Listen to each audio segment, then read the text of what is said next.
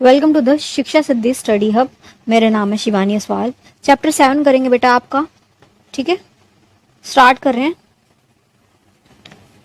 सामाजिक सुधार आंदोलन। इसमें हमें क्या पढ़ना है बेटा? जो हमारा भारतीय समाज था, अंग्रेजों को कोई टॉपिक नहीं पढ़ना, हमें सिर्फ भारतीय समाज को पढ़ना। उस वक्त आजादी से पहले क्या क्या उसमें कमियां थी, बहुत सारी कुरीतियां जो थी उसको हमने कैसे चेंज किया, क्या क्या हम परिवर्तन लाए। सामाजिक सुधार आंदोलन अलग अलग प्रकार के, ठीक है, जो भी गलतियां थी उसे कैसे सुधारा गया ये पढ़ना है। अंग्रेजों का कोई टॉपिक नहीं, इसमें सिर्फ सुधार के टॉपिक है, चेंजेस के, कैसे चेंजेस लाके उसको बेहतर बनाया गया, एक अच्छी व्यवस्था बनाई गई, जितने भी गलत काम थे उसे कैसे रोका गया ये पढ़ेंगे। ठीक है, तो ये कि भारत में सामाजिक सुधार आंदोलन, समाज, ठीक है, जिसमें हम रहते सोसाइटी, उसको ठीक करने के लिए, सोसाइटी को रिफॉर्म करने के लिए क्या क्या हुआ। आंदोलन उन आंदोलनों को कहा जाता है जिसमें भारतीय समाज में व्यक्त कुरीतियों और बुराइयों को दूर करने के लिए काम किया। ठीक है, सारी जो भी कुरीतियां थी, गलत गलत रूढ़िवादी, गलत नीतियां, मान्यताएं, परंपराएं, बुराइयां जो भी थी ना, उनको चेंज किया जाएगा। बुराइयां क्या थी बेटा? सती प्रथा, कि लड़का अगर मर गया तो उसकी पत्नी की उसमें क्या गलती है? उसकी पत्नी ने थोड़ी ना उसे मारा है, जो तुम जलती चिता पे मार रहे हो, है ना।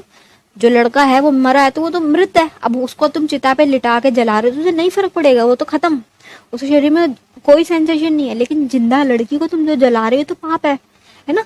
तो ये सब चीजें, बाल विवाह, ठीक है, विधवाओं के साथ बुरा व्यवहार करना, ये सारी चीजें इसमें इंक्लूड होंगी। इन सबको बदलने के लिए जो जो आंदोलन हुए, जो जो प्रयास हुए, उन्हें कहा जाएगा सामाजिक सुधार आंदोलन। ठीक है, इन आंदोलनों को मुख्य रूप से भारतीय समाज को अधिक न्यायपूर्ण और समतामूलक बनाने के लिए करा गया था।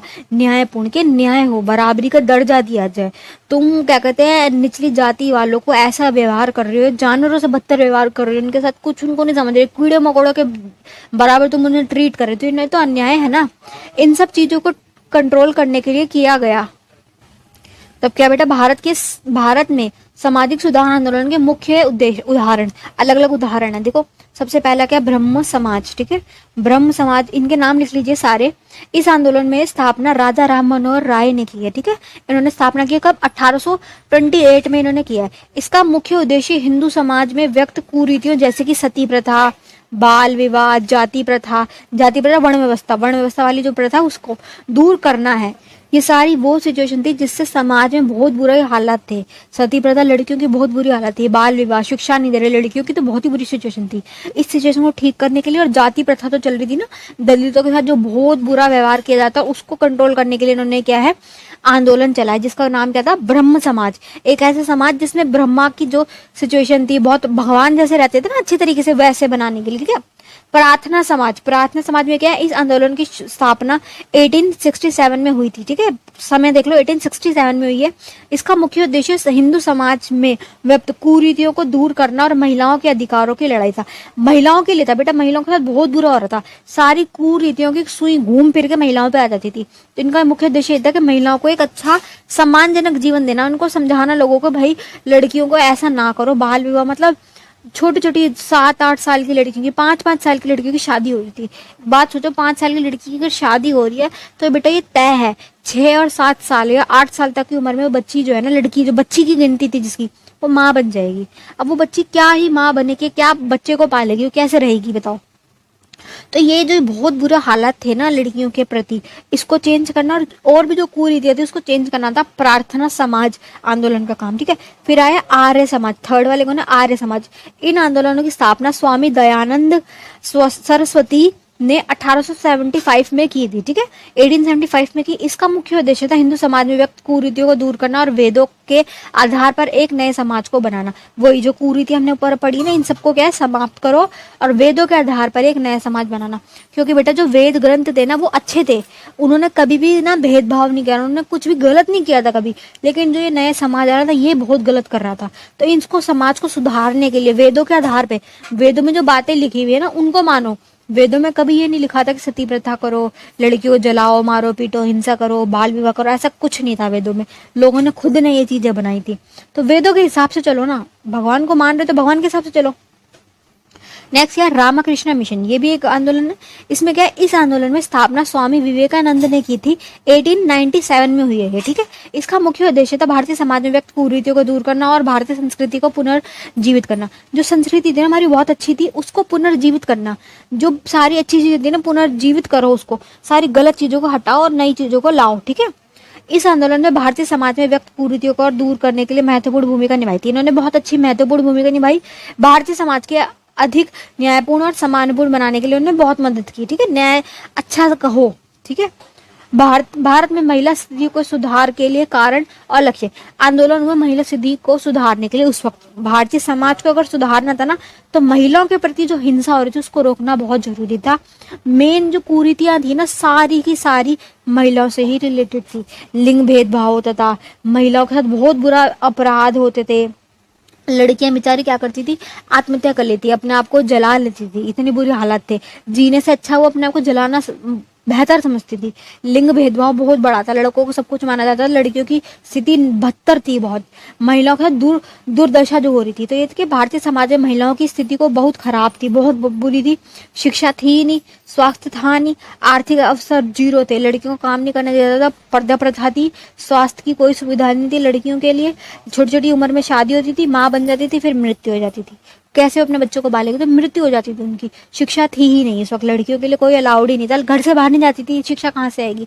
पर्दा प्रथा हाई लेवल पे थी उस वक्त की, कमरे में बंद रखो, चार दीवारी में बंद रखो, घर का काम कराओ, बस इससे ज्यादा कुछ नहीं था लड़कियों के लिए। लिंग भेदभाव, भारतीय समाज में लिंग भेदभाव बहुत हाई लेवल पे था। लड़कों को बहुत ज्यादा माना जाता था, लड़कों को पूजा जाता था, लड़कियों को कोई वैल्यू नहीं थी, लड़कियों को मार दिया जाता था। कन्या भ्रूण हत्या उस वक्त चरम सीमा पे थी, ठीक है। पुरुषों की ही सब कुछ था, पुरुषों के बराबर लड़कियों को जीरो अधिकार मिले थे, कोई अधिकार नहीं था लड़कियों के पास। महिला उत्पीड़न का मतलब क्या है, हिंसा होना, लड़कियों के ऊपर हाथ उठाना, मारपीट करना, जान से मार देना, ये आम बात थी उस समय पर। भारतीय समाज में महिला उत्पीड़न बहुत ज्यादा था। महिलाओं को घरेलू हिंसा का शिकार होना पड़ता था बहुत ज्यादा। यौन उत्पीड़न, उनके साथ बलात्कार होना, गलत गलत अपराध होना, ये सब आम बात थी उस समय। अन्य प्रकार के उत्पीड़नों का सामना करना पड़ता था, लड़कियों के साथ बहुत हिंसा होती थी उस वक्त। नेक्स्ट क्या है, लक्ष्य। अब ये जो ये आए आंदोलन आए, इनका लक्ष्य क्या था, इनका मेन लक्ष्य था इन सब चीजों को सुधारना, महिला शिक्षा का प्रसार करना। लड़कियां देखो पढ़ेंगी लिखेंगी तभी तो जॉब कर पाएंगी, वो काम कर पाएंगी, पढ़ेंगी तो उनको जागरूकता बढ़ेगी, उनको खुद के अधिकारों के बारे में पता चलेगा कि भाई हमारे भी अधिकार है, हम भी इंसान है, हम भी जीने का पूरा अधिकार है, ठीक है। महिला स्थिति सुधार आंदोलन का मुख्य लक्ष्य था महिलाओं को शिक्षा प्रदान करना। शिक्षा देखो मेन चीज है, सबसे बड़ा लक्ष्य यही था कि लड़कियों को पढ़ाई कराई जाए। महिला अधिकारों की लड़ाई, महिला अधिकार की लड़ाई, महिलाओं के बराबर के अधिकार मांगे गए, बराबर का दर्जा मांगा गया समाज के अंदर, लड़का लड़की को बराबर मांगे। आंदोलनों का लक्ष्य महिलाओं के सम्मान का अधिकार था कि उनको सम्मान दिया जाए, ऐसे बुरे तरीके से ना रखा जाए, वो भी इंसान है, लड़कियां हैं, उनको और ज्यादा अच्छा ट्रीट करो। ऐसे कैसे रख रहे हो आप, जैसे कि मतदान का अधिकार, के वोट डालने का उन्हें भी अधिकार मिले, संपत्ति में अधिकार मिले, शिक्षा का अधिकार मिले, सारे अधिकार जो लड़कों को मिल रहे हैं वो बराबर के अधिकार उनको दिए जाए। महिला उत्पीड़न का निवारण, ठीक है। आंदोलन का लक्ष्य महिला उत्पीड़न को रोकना था, लड़कियों के साथ जो बुरा व्यवहार हो रहा है उसको रोकना था और महिलाओं को सुरक्षा प्रदान करना था। महिला सशक्तिकरण, लड़कियों को पावर देना कि उनके पास भी आर्थिक साधन हो, वो खुद का व्यापार कर सके, काम कर सके, उनके पास जॉब्स हो, इस तरीके से। आंदोलन का लक्ष्य महिलाओं को सशक्त बनाना था, उनको पावर में लाना था कि वो क्यों दब के कुचल के बेचारी हमेशा डिपेंडेंट क्यों रह रही है, उन्हें इंडिपेंडेंट बनाना था कि सेल्फ डिपेंडेंट हो, खुद पे डिपेंडेंट रहे, वो अपने बाप भाई पे, पति पे हमेशा और बेटे पे, इन सब पे क्यों डिपेंडेंट रह रही है, ताकि वो अपने जीवन के निवारण कर सके, अपने जीवन को खुद को ना ढंग से चला सके और एक अच्छा जीवन व्यतीत कर सके, अपने अधिकारों के लिए लड़ सके, ठीक है। नेक्स्ट आंदोलन क्या था, वर्ण व्यवस्था को सुधार करना। समाज में जो बुरी व्यवस्था थी ना, उसमें महिलाओं का बहुत बुरा हाल था और जाति व्यवस्था बहुत बुरी थी। तो ये जो ब्राह्मण थे और जो क्षत्रिय थे और जो वैश्य थे, ये सब मिलके शूद्रों का बहुत बुरा हाल कर रहे थे, इनके साथ बहुत बहुत बुरे से बुरा हाल किया जा रहा था, इसको ठीक करना था।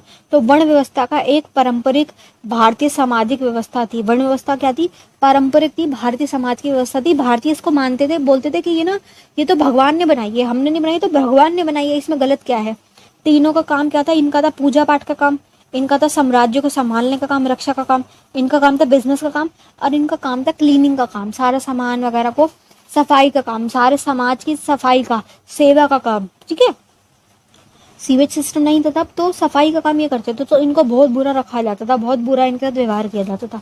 तो वर्ण व्यवस्था एक पारंपरिक भारतीय सामाजिक व्यवस्था थी जिसमें लोगों को 4 वर्णों में बांट दिया था, ब्राह्मण, क्षत्रिय, वैश्य, शूद्र।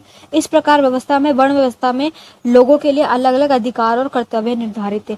इन्होंने क्या कर दिया वर्ण व्यवस्था में, पहले क्या था कि जो जो काम कर रहा था ना, काम के हिसाब से डिवाइड होता था वर्ण, कि तुम किस वर्ण में आओगे, ये काम के हिसाब से था। कोई भी काम कर सकता था, मर्जी थी आपके पास, आप जो काम करना चाह रहे हो। लेकिन बाद में इन्होंने क्या कर दिया, जाति के आधार पे कर दिया ये, कि एक बंदा वो ही काम करेगा जिस जात का वो है, कि ब्राह्मण का बच्चा ब्राह्मण ही बनेगा, वो कोई और काम नहीं करेगा। शूद्र का बच्चा शूद्र ही बनेगा, हमेशा वो सफाई का ही काम करेगा। इन्होंने काम को फिक्स कर दिया। पहले कैसे था, गुण के आधार पे था कि किस में क्या गुण है। मान लो शूद्र का बच्चा पैदा हो रहा है पर वो बहुत गुणवान है, उसमें बहुत गुण है, वो समझदार है, पढ़ा लिखा है, उसको भगवान की चीजों में, पूजा पाठ में इंटरेस्ट है, तो ब्राह्मण बन जाता था। पर बाद में इन्होंने ऐसा अलाउ ही नहीं करा, कोई भी शूद्र का बच्चा ब्राह्मण बन ही नहीं पाएगा, क्योंकि वो पढ़ने ही नहीं देंगे। रूल्स इतने स्टिक कर दिए, इतने गलत कर दिए, जो कि इनके लिए बहुत बहुत श्राप के उसमें काम है, कि श्राप बन गया इनके लिए जीवन इतना बुरा बन गया। इन्होंने धर्म ही छोड़ दिया, इनके साथ इतना बुरा व्यवहार हो रहा था, इन्होंने धर्म को, हिंदू धर्म को छोड़ के इस्लाम अपना लिया, बुद्ध धर्म अपना लिया, सिख धर्म अपना लिया, हिंदू धर्म ही छोड़ने लग गए थे लोग, इतना बुरा व्यवहार कर रहे थे। तो क्या, वर्ण व्यवस्था को सुधार के लिए कई आंदोलन सामने आए। वर्ण व्यवस्था आपको पूरी पता है कि कितना बुरा हाल किया जा रहा था। पहले अच्छी थी व्यवस्था, कर्म के आधार पर थी, बाद में इन्होंने जाति के आधार पर बना दी, कि जो जिस जात का उसको वंशानुक्रम बना दिया। तो अब इसको सुधार के लिए जो आंदोलन है उसको पढ़ेंगे हम, ठीक है। बस आंदोलन पढ़ने हैं, जिसमें क्या है, वर्ण व्यवस्था के सुधार के लिए आंदोलन चलाया गया, जिसका प्रमुख आंदोलन है बौद्ध आंदोलन, ठीक है। बौद्ध में क्या है, बौद्ध धर्म को संस्थापक गौतम बुद्ध है। इन्होंने वर्ण व्यवस्था के खिलाफ आंदोलन चलाया। इन्होंने बोला कि नहीं, ये गलत है, समाज में सभी को सम्मान मिलना चाहिए, सब बराबर है, समाज में सबको समानता के साथ जीवन जीने का अधिकार है। इसकी वकालत की। बुद्ध धर्म में कोई वर्ण नहीं है, सारे बुद्ध धर्म को जितने मानते सब इक्वल है, बराबर है, ठीक है। जैन धर्म वालों ने भी हमेशा हमेशा सपोर्ट करा है समानता को। स्थापक कौन थे, महावीर थे। इन्होंने वर्ण व्यवस्था के खिलाफ बोला है, समाज में अहिंसा के खिलाफ बोला, समानता का वकालत की है कि सब समान है, सब बराबर है, हिंसा ना की जाए, क्योंकि वर्ण व्यवस्था में बहुत ज्यादा हिंसा थी इनके साथ, शूद्रों के साथ। इनको मारना आम बात थी, इनको जान से मार देना आम बात मानी जाती थी। भक्ति आंदोलन चले भगवान के प्रति। भक्ति आंदोलन में वर्ण व्यवस्था को गलत बोला गया कि गलत है ये, भगवानों के प्रति प्रेम की भावना फैलाई गई और भक्ति में महानता रखी गई कि पूजा करो। भगवान ने कभी भेदभाव नहीं किया, किसी भी उसमें, किसी रूप में भगवान के द्वारा भेदभाव नहीं किया गया है, ठीक है।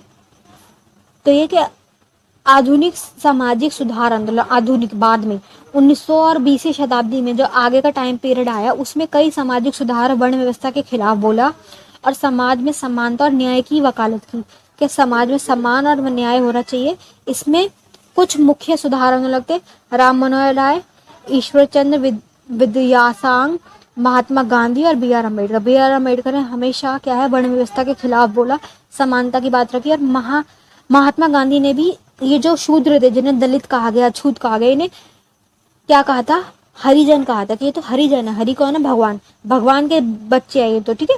तो इन सब आंदोलनों ने क्या है, वर्ण व्यवस्था के खिलाफ आवाज उठाई, समाज में क्या है, समानता और न्याय की दिशा की ओर बात रखी है, ठीक है। चलिए बेटा, चैप्टर यहीं तक था खत्म, छोटा सा चैप्टर था। सारे पॉइंट्स इसके, सारे आंदोलन, किस में क्या बात बोली गई, क्यों बोली गई, सब लिख लीजिए। इससे ज्यादा इसमें कुछ नहीं है। Best of luck for exam.